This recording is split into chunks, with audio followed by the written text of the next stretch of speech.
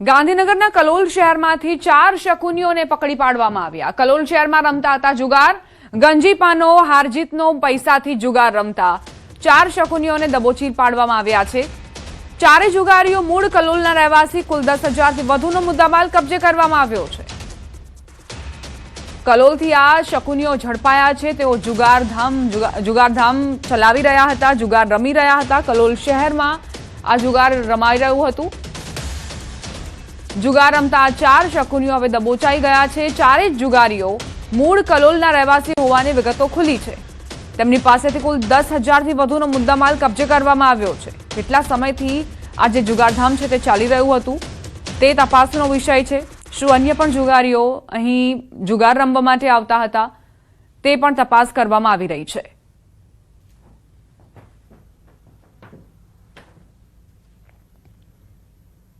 સુરત જિલ્લાના માંગરોળના કોસાડી ગામે ફરી એક વખત શ્વાનોનો આતંક સામે આવ્યો।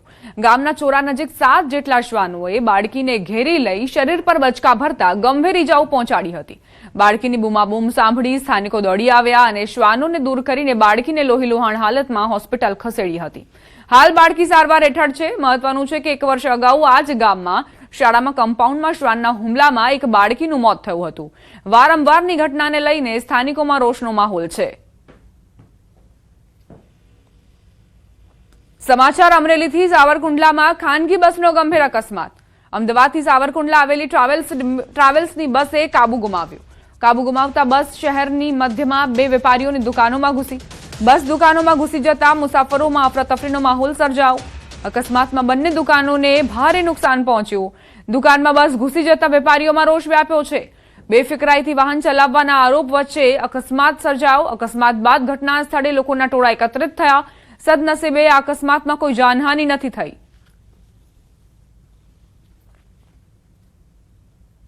ભરૂચમાં દહેજ જીઆઈડીસીમાં ભીષણ આગની ઘટના। ખાનગી કંપનીના વેરહાઉસમાં ભીષણ આગ લાગી। વેરહાઉસમાં અચાનક આગ ભભૂકતા અફરાતફરીનો માહોલ સર્જાયો। આગે વિકરાળ સ્વરૂપ ધારણ કરતા ધુમાડાના ગોટે ગોટા દૂર દૂર સુધી દેખાયા। ઘટનાની જાણ થતા ફાયર બ્રિગેડની ટીમ પહોંચી।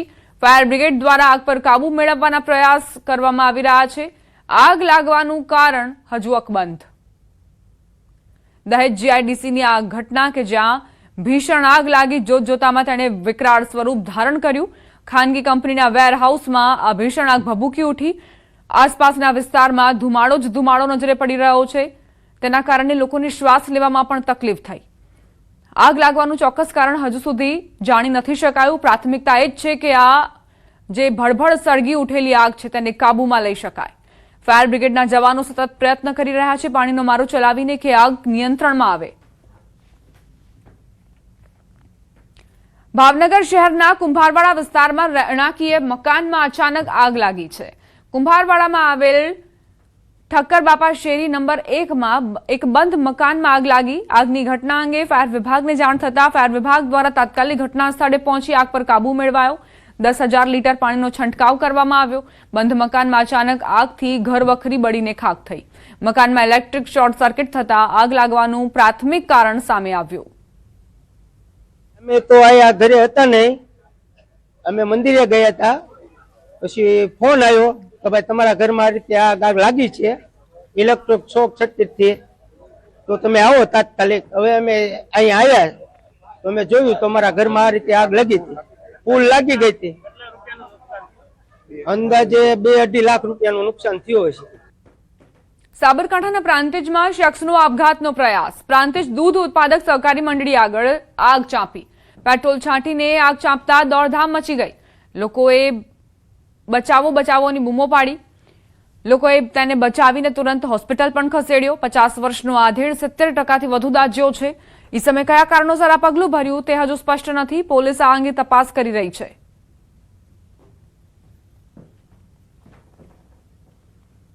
થરાદના સૌપુરા ગામે ઈવી સ્કૂટરમાં અચાનક આગ લાગી। ગણતરીની મિનિટોમાં સ્કૂટર આગની ઝપેટમાં। આગ લાગતા ઘટના સ્થળે અફરાતફરીનો માહોલ સર્જાયો। સ્થાનિકોએ પાણીનો મારો ચલાવીને આગ પર કાબુ મેળવ્યો। આગમાં ઈવી સ્કૂટર બળીને ખાખ। આગનું કારણ હજુ જાણી નથી શકાયું। સદનસીબે કોઈ જાનહાનિના સમાચાર નથી। સૌપુરાની આ ઘટના છે કે જ્યાં ઈવી 2 વ્હીલર ભડભડ સળગવા લાગ્યું। જોકે આ દરમિયાન કોઈ ચાલક તેની પર સવાર નહોતા, જેના કારણે જાનહાનિ ટળી છે. પરંતુ આસપાસના વિસ્તારમાં આ જે વાત છે તે વાયુવેગે પ્રસરી ગઈ છે, જેના કારણે ઈવી ટુ વ્હીલર ચાલકો જે છે તેમનામાં ડરનો માહોલ છે. રાજકોટમાં વ્યાજખોરો બેફામ બન્યા છે. પોલીસ કોન્સ્ટેબલને મારી નાખવાની ધમકી આપી. પોલીસમેન કૃપાલસિંહ સિંધવને ધમકી આપી છે. મોટા ભાઈએ લીધેલા વ્યાજના રૂપિયા ચૂકવવા પોલીસમેન પર દબાણ. અમદાવાદના મહાવીરસિંહ સિંધવે વ્યાજ રૂપિયા લીધા. 1.35 કરોડ વ્યાજે લીધા હોવાનો વ્યાજખોરોનો દાવો. 9 જૂને મહાવીરસિંહ સિંધવે અમદાવાદના ફ્લેટમાં આપઘાત કર્યો હતો. મહાવીરસિંહે લીધેલા નાણાં અંગે પરિવાર અજાણ હોવાનો દાવો છે. મૃતકના બેસણાના દિવસે વ્યાજખોરો ટોળા સાથે પહોંચ્યા. બેસણાના દિવસે જ પૈસાની ઉઘરાણી કરી ધમકી આપ્યાનો આરોપ છે. પોલીસ કોન્સ્ટેબલને ધમકી આપનાર સામે ફરિયાદ નોંધાઈ. સુરેન્દ્રનગરના રાજા રાતડિયા અને રમેશ વરુ સામે ફરિયાદ નોંધાઈ. પ્રદ્યુમનનગર પોલીસે ફરિયાદ નોંધીને તપાસ શરૂ કરી.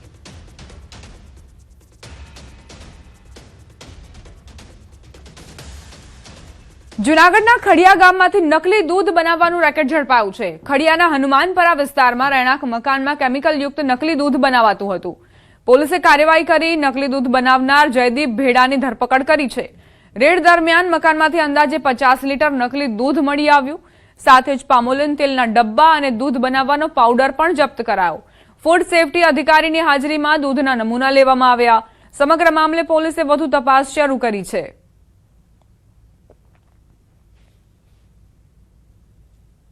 સમાચાર નર્મદાથી. સરદાર સરોવર નર્મદા ડેમની સપાટીમાં વધારો. ઉપરવાસમાંથી 16,039 ક્યુસેક પાણીની આવક. હાલ નર્મદા ડેમની સપાટી 135.10 મીટર પર પહોંચી. ડેમની મહત્તમ સપાટી 138.68 મીટર છે. ડેમ ઓવરફ્લો થવામાં 3.58 મીટર દૂર. 24 કલાકમાં 10 સેન્ટીમીટરનો વધારો થયો. નર્મદા ડેમ 90% ભરાયો છે.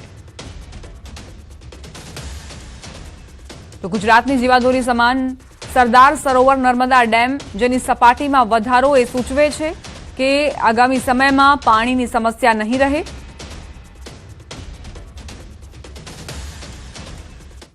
અરવલ્લી પંથકમાં સવારથી વરસાદી માહોલ. શામળાજી ભિલોડામાં વરસાદ વરસ્યો. વરસાદના પગલે રોડ પર પાણી ભરાયા. સવારથી વરસાદ જામતા વાતાવરણમાં ઠંડક પ્રસરી. ખેતી પાકને પણ ફાયદારૂપ વરસાદથી ખેડૂતોમાં ખુશીની લહેર વ્યાપી છે.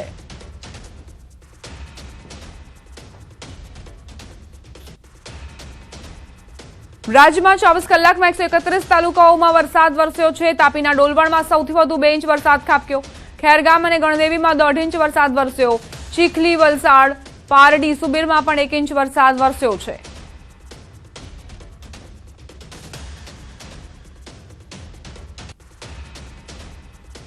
રાજ્યમાં અત્યાર સુધીમાં 27 ઇંચ વરસાદ ખાબક્યો. રાજ્યમાં કુલ સરેરાશ 74.49% વરસાદ નોંધાયો છે. દક્ષિણ ગુજરાતમાં 101.79% વરસાદ પડ્યો. મધ્ય ગુજરાતમાં 74.19% વરસાદ વરસ્યો. ઉત્તર ગુજરાતમાં 56.10% વરસાદ ખાબક્યો. સૌરાષ્ટ્રમાં 55.83% વરસાદ નોંધાયો. કચ્છમાં સૌથી ઓછો 29.25% વરસાદની ટકાવારી રહી. દક્ષિણ ગુજરાતમાં સરેરાશ કરતા 1.79% વધુ વરસાદ નોંધાયો છે. નવસારીના ખેરગામમાં 140.57% વરસાદ ખાબક્યો. તાપીના ડોલવણમાં 131.44% વરસાદ નોંધાયો છે.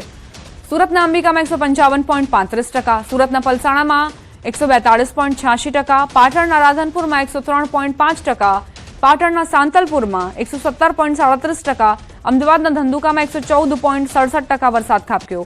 અમદાવાદના ધોળકામાં 107.96%, ખેડાના મહેમદાવાદમાં 146.4%, ખેડાના નડિયાદમાં 153.62% વરસાદ નોંધાયો.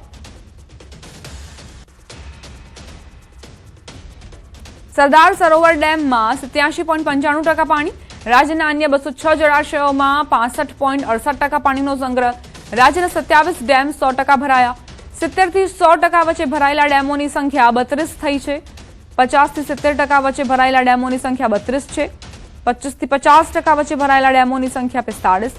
25% થી ઓછા ભરાયેલા ડેમોની સંખ્યા 70. રાજ્યમાં 40 ડેમ હાઈ એલર્ટ પર છે. 6 ડેમ એલર્ટ પર છે. 13 ડેમ વોર્નિંગ પર. 84,318 લોકોનું સ્થળાંતર થયું છે. 9,822 લોકોનું રેસ્ક્યુ કરાયું.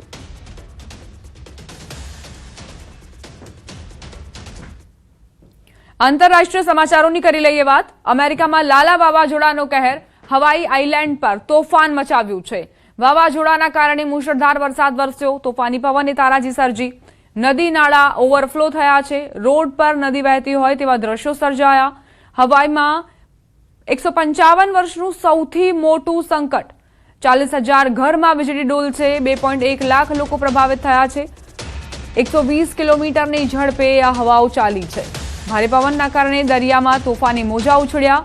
1871 બાદ હવાઈ આઇલેન્ડ પર આ વાવાઝોડું ત્રાટક્યું. અમેરિકામાં લાલા વાવાઝોડાનો કહેર છે. હવાઈ આઇલેન્ડ પર જ્યાં નજર કરશો ત્યાં પાણી જ પાણી જોવા મળી રહ્યું છે. પાણીની સાથે કાટમાળના કારણે પણ લોકો પરેશાન થઈ રહ્યા છે. 2.1 લાખ લોકો પ્રભાવિત થયા છે.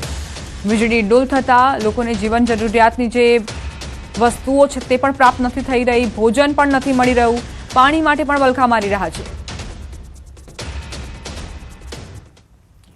આ તરફ જાપાનમાં પણ ભારે વરસાદે તબાહી મચાવી છે.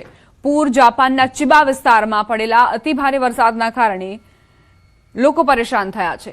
ભારે વરસાદના કારણે અત્યાર સુધીમાં 9 લોકોના મોત નિપજ્યા છે તેવી માહિતી સામે આવી. મુશળધાર વરસાદના કારણે અનેક વિસ્તારોમાં પાણી ભરાઈ ગયા, રસ્તાઓ અને રેલવે સેવાઓ ખોરવાઈ ગઈ. અનેક સ્થળોએ વીજ પુરવઠો પણ ખોરવાયો. નરીતા એરપોર્ટ પર હજારો મુસાફરો ફસાયા હતા. ચિબા વિસ્તારમાં 12 ઇંચ જેટલો વરસાદ પડતા 70 થી વધુ મકાનોને નુકસાન થયું, જ્યારે 1000 થી વધુ ઘરોમાં પૂરનું પાણી ઘૂસી ગયું, જેમાં લગભગ 600 ઘરોમાં પાણી ફ્લોરથી પણ ઉપર સુધી પહોંચ્યું. સ્થાનિક મીડિયા અનુસાર અંદાજે સ્થિતિ એટલી વિકટ બની છે કે 1200 કાર રસ્તાઓ પર છોડી દેવામાં આવી. જાપાનમાં હાલ બચાવ અને રાહત કામગીરી ચાલી રહી છે અને અસરગ્રસ્ત વિસ્તારોમાં લોકોને સાવચેત રહેવા અપીલ કરાઈ છે.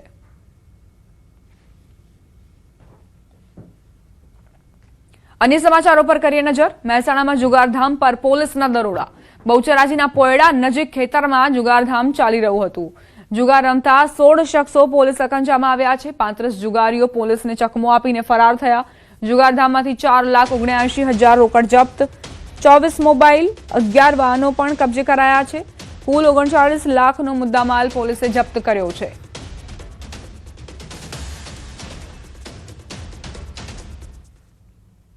નર્મદાથી સમાચાર. સાગબારા જંગલ જમીન ખેડાણનો મામલો. જંગલ જમીન ખેડાણ મુદ્દે ધરણાનો 10મો દિવસ છે. 10મા દિવસે પણ ધરણા યથાવત છે. આદિવાસીઓએ વસાવાએ જમીન ખેડાણના પુરાવા બતાવ્યા. મનસુખ વસાવાએ વન વિભાગના અધિકારીઓ પર નિશાન સાધ્યું. ઉમરપાડાના ખેડૂતો વન વિભાગની ખોટી વાતોમાં ન આવે. સાંસદે ઉમરપાડાના ખેડૂતોને અપીલ કરી બંને આદિવાસીઓ એક થઈ ખેડાણ કરે. જંગલ ખાતું જમીન પડાવી લેવાનું કાવતરું કરી રહ્યું છે. જમીન ઉમરપાડાના ખેડૂતોને આપે તો મને વાંધો નથી.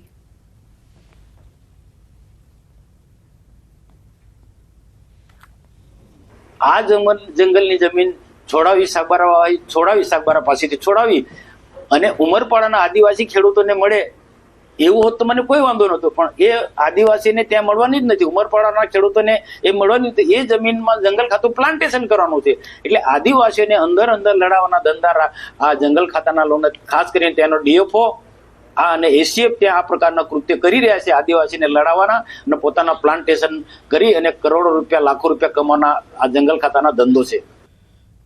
બોટાદ શહેરના હીરા બજારમાં લાખો રૂપિયાના હીરાની ચોરીની ઘટના સામે આવી છે. નીલમ શોપિંગ સેન્ટરમાં આવેલી હીરાના વેપારી અશોકભાઈ કણકોટિયાની ઓફિસમાંથી હીરાની ચોરીને અંજામ આપવામાં આવ્યો.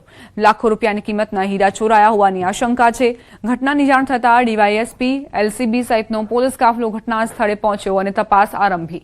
પોલીસની તપાસ બાદ કેટલા રૂપિયાના હીરાની ચોરી થઈ છે તેનો ચોક્કસ આંકડો સામે આવશે. બોટાદની આ ઘટના ખરેખર ચોંકાવનારી છે કે જ્યાં ઓફિસમાંથી લાખોની કિંમતના હીરા ચોરી થયા છે. વેપારી છે તેમણે પોલીસને જાણ કરી. તાત્કાલિક એલસીબી અને ડીવાયએસપી સહિતનો કાફલો ત્યાં પહોંચ્યો અને તપાસ કરી રહ્યું છે કે આખરે શું બન્યું હતું, કોણ આરોપી છે.